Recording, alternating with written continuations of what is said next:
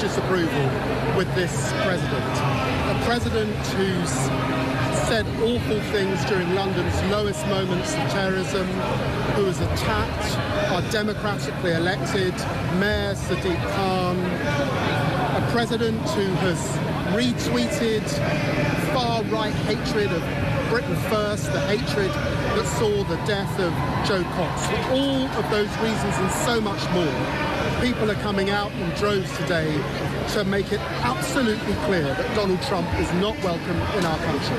I don't think any of us could have believed that a man full of such bile, such hatred, such evil would get his hands on what at its best is the beacon of freedom. I suppose it's only Lammy at least. I mean, everyone's used to Lammy putting his foot in his mouth by now, aren't they?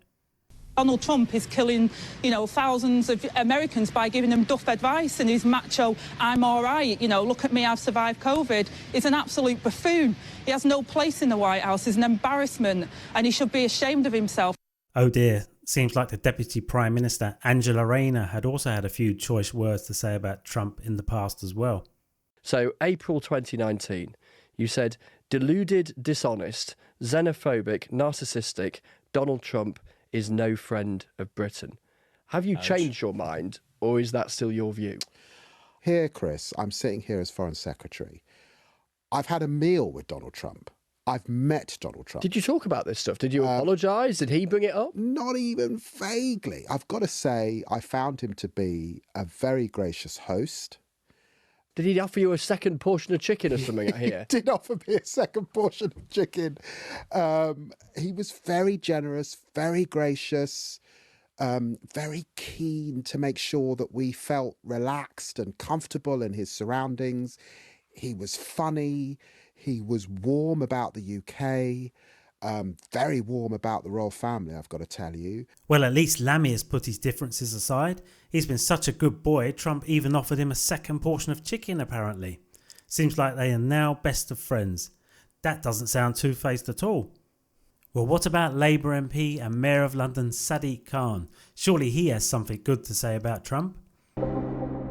President Trump, if you're watching this, your values and what you stand for are the complete opposite of London's values and the values in this country.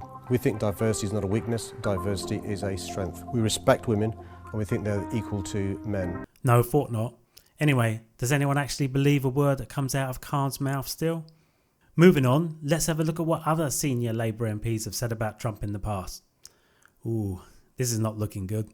No wonder they sent a 100-strong delegation over to try and stop Trump winning. Oh look, even the Prime Minister himself couldn't help himself back in 2019. On X, an endorsement from Donald Trump tells you everything you need to know about what is wrong with Boris Johnson's politics and why he isn't fit to be Prime Minister. Angela Rayner, in 2021 on X, the violence that Donald Trump has unleashed is terrifying, and the Republicans who stood by him have blood on their hands. And in 2021 on X, I am so happy to see the back of Donald Trump, but even more so to see Kamala Harris as VP. And even Wes Streeting's had a pop in 2017 on X. Trump is such an odious, sad little man.